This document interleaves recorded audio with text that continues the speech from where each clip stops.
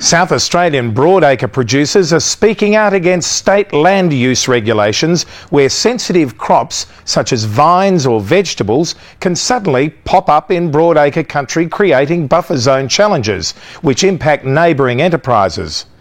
Top of the agenda are these conflicting land use challenges in the Barossa and McLaren Vale and encroachment of urban sprawl into broadacre farming land and one-sided mining exploration and licence regulations. Tanunda District grain and cereal grower and prime lamb producer Peter Grocke says state planning regulations are riddled with anomalies and impact on best practice and broadacre profitability. Okay, a lot of people believe that agriculture is one type of land use. In actual fact, agriculture should be divided up into the various differing types. We can talk about horticulture, viticulture, broadacre cropping, we can talk about forestry, but we've got to be far more specific because each of these industries have specific needs, and especially we talk about management needs and criteria. For most of broadacre farming, management is talking about weed control, pest management and disease management. So therefore chemicals are a real major issue.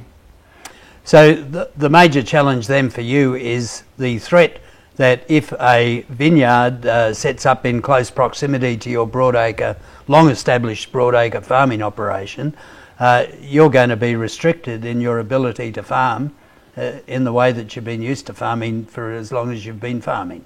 So therefore the right to farm becomes a core issue.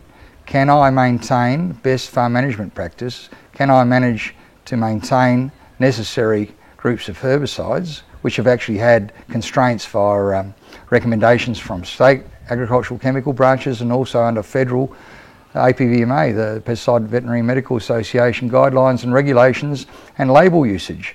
So I'm complied to abide by a lot of rules, regulations and recommendations, and if actually fact that I'm breaching any of those, I could be in trouble. So therefore my whole operation is jeopardised.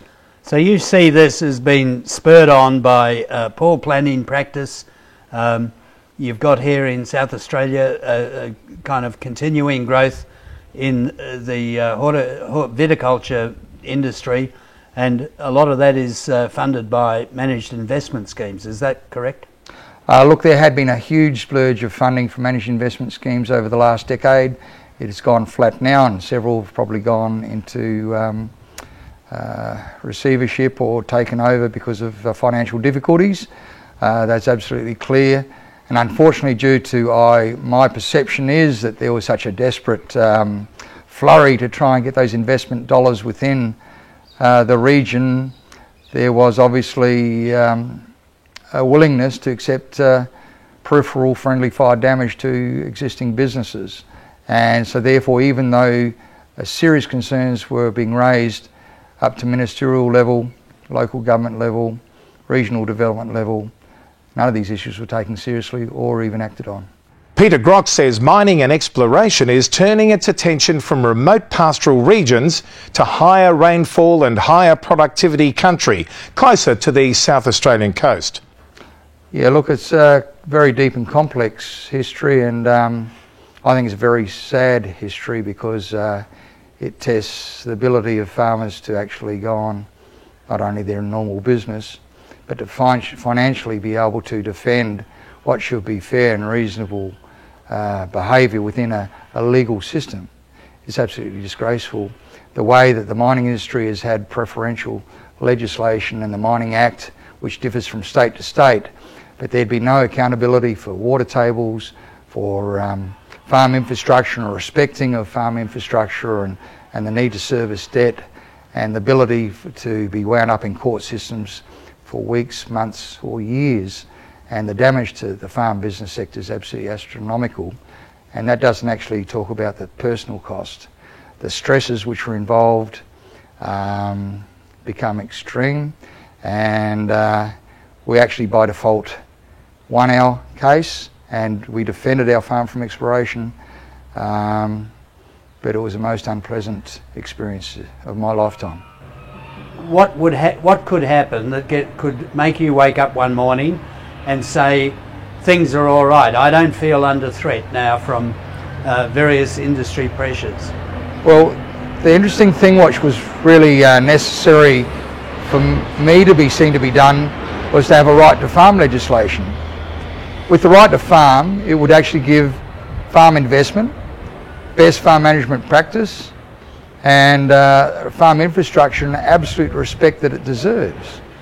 Now, agriculture has got billions and billions of dollars worth of investment, and it is being treated like a second cousin and an absolute disrespect.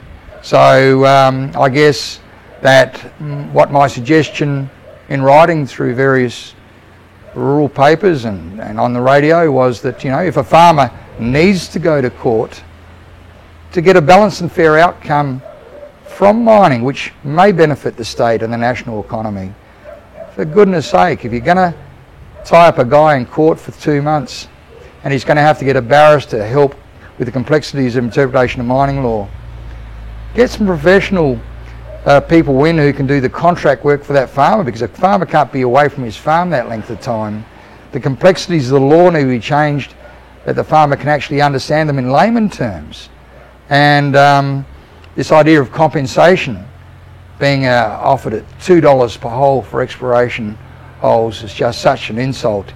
You know, a lot of us farmers have got $500,000, $1 million worth of debt service.